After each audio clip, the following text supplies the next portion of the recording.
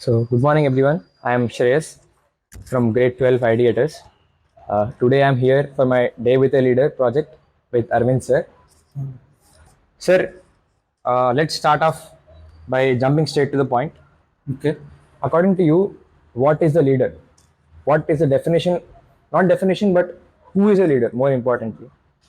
Uh, See, that is very subjective. We cannot generalize because each person has his own personality.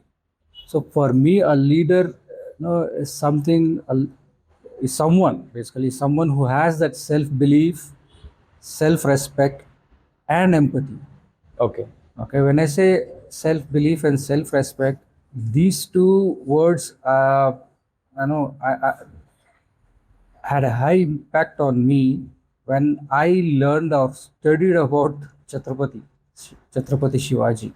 If you study his life, see he has lost many battles. Yes. He has lost many, but he never gave up. He had that self belief and that self respect, and that concept of Swaraj was so deep inside him. People were attracted to him. He never went to people. Yes. Seeing his belief and that respect, people were attracted to him. That's how a leader should be. So, Chhatrapati Shivaji Maharaj is your favorite leader. Can we say that? Yes, yes. Okay. And then the most inspiring part of his life that I observed is, I'm not sure whether he thought he could achieve freedom while he was alive. Okay. That is something. The concept of Swaraj is something. No, it's not about just getting freedom from Britishers. It was about self. Now, how independent, how freedom, you can express your thoughts, you can express your beliefs, practice your own, values and systems. He was speaking about that Swaraj. Merely getting independence from foreigners, is not sufficient. Yes. He, I think somewhere down below, he felt that he may not realize what he wanted while he is alive, but he still fought for it. That was the belief, and I would say conviction. That attracted me most. I was wondering, how this guy, he knows, at some part he'll not be able to see what he wanted to achieve, but he still fought for it. Yes. So a leader is someone who paves the way for other people.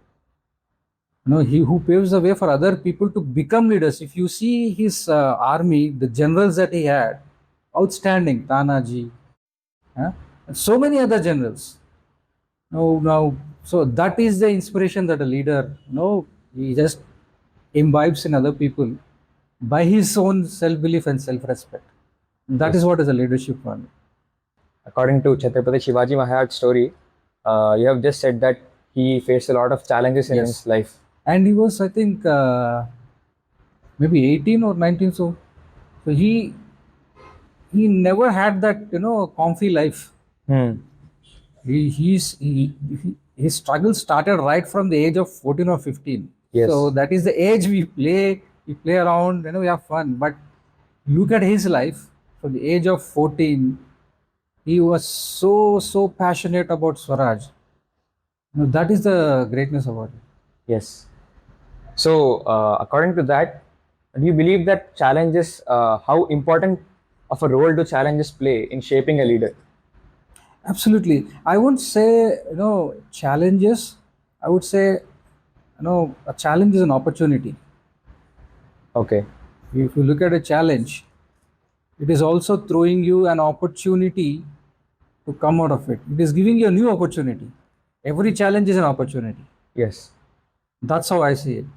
And that's how I think, even if you observe his, the military tactics, the guerrilla warfare was started by him. That was a challenge because all the enemies which he fought, they were high in the forts.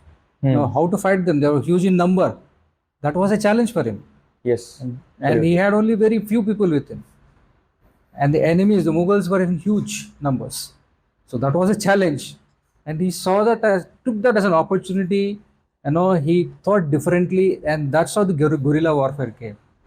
They were not able to find any answers to his guerrilla tactics.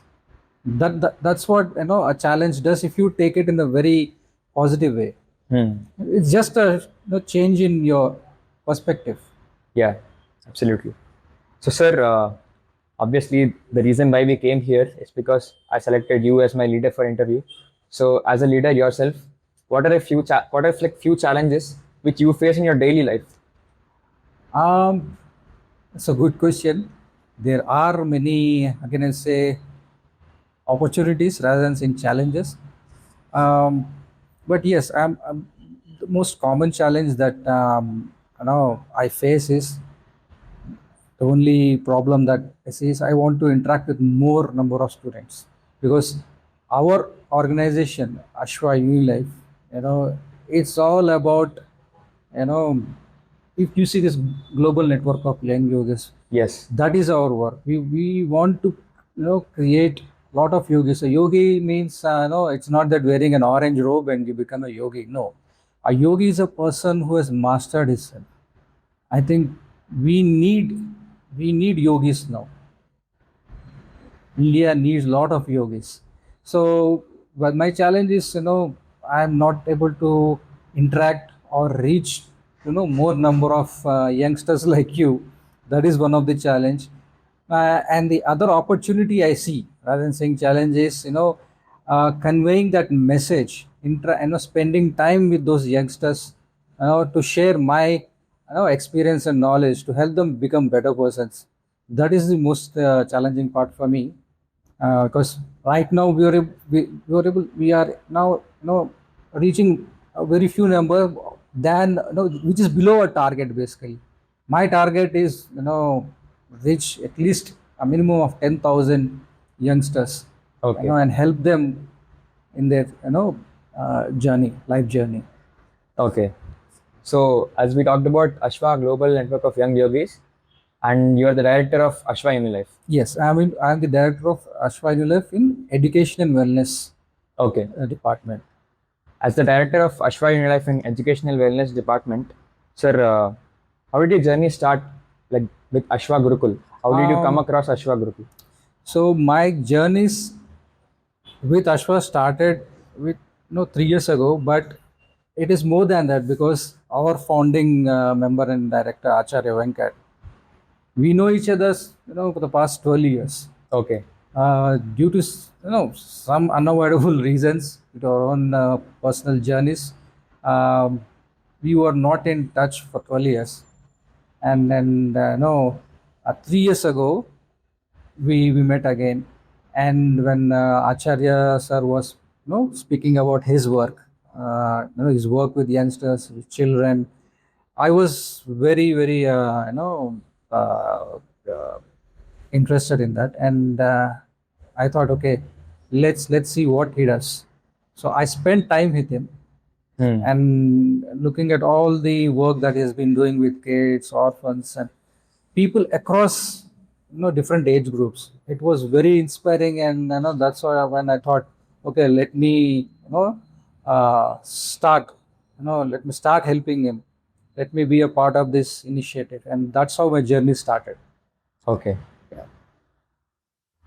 So, sir, since you have stated before also that your goal is to reach 10,000 young yogis. So, what is the process? Like, what obviously, when we say yogi, he can also be associated with the word leader. Yes, A yogi is a leader. So that's what I meant. See, the general misconception that we have is a yogi is considered to be a very spiritual person wearing an orange robe. That is the picture that we have.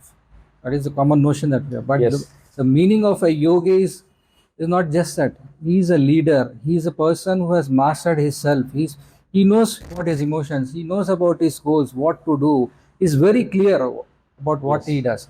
So to reach to that stage, you need not just a theoretical knowledge. You need someone who can guide you through some practices, who can show you through some practices what it takes. So it's not just about theory. So, for example, if I draw an apple on a paper and ask you to eat it, Will you be able to eat it? We won't.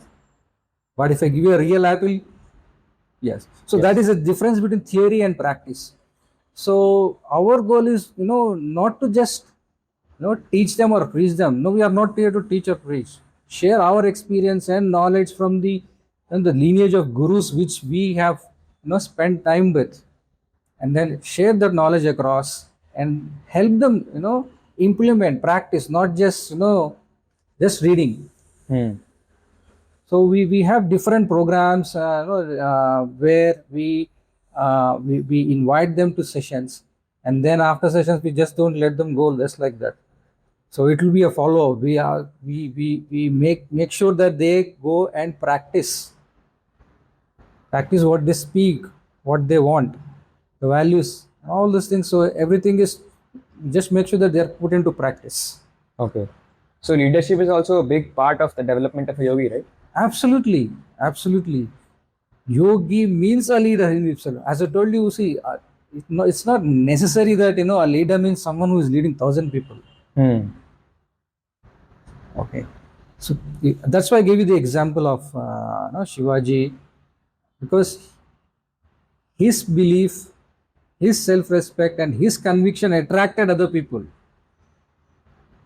So you need to understand that a leader is not someone who just has a people following. No, a leader should also inspire those people to become leaders. Yes.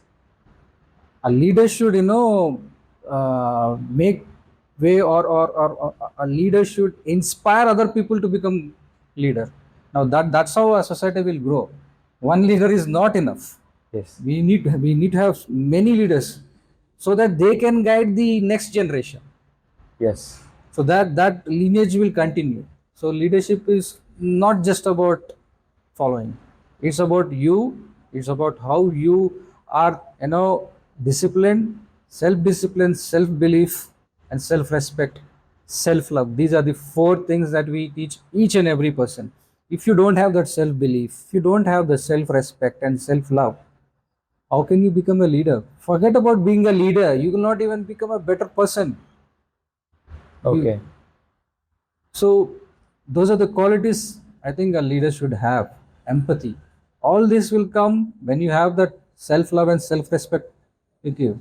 Okay. You otherwise, even if you have that self-belief, you don't respect yourself. These are interconnected. There's no point of having self-belief without self-respect.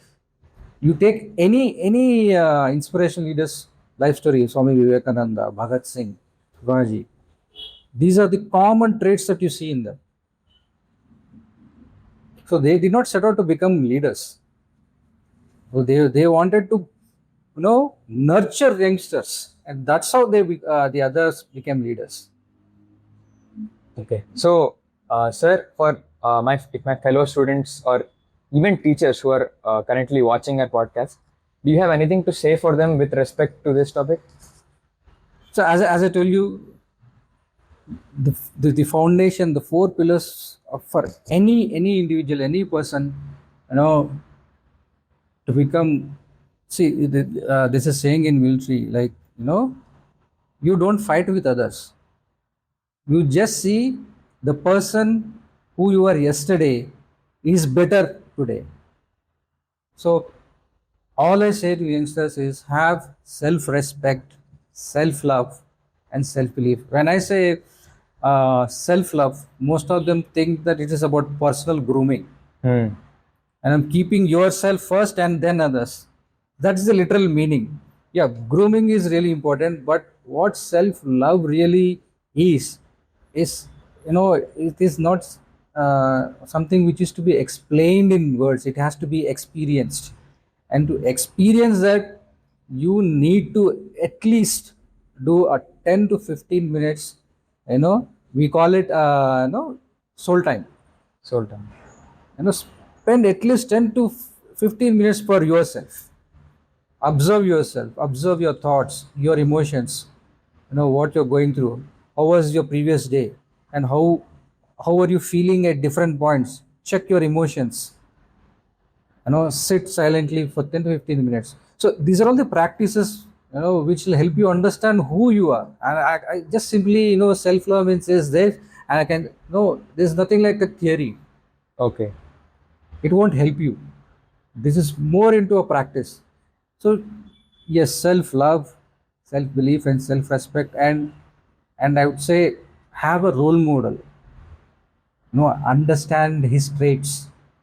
Only then you will able to relate and understand where you are, how you are, what you are. Okay. Thank you so much, sir, for giving your time.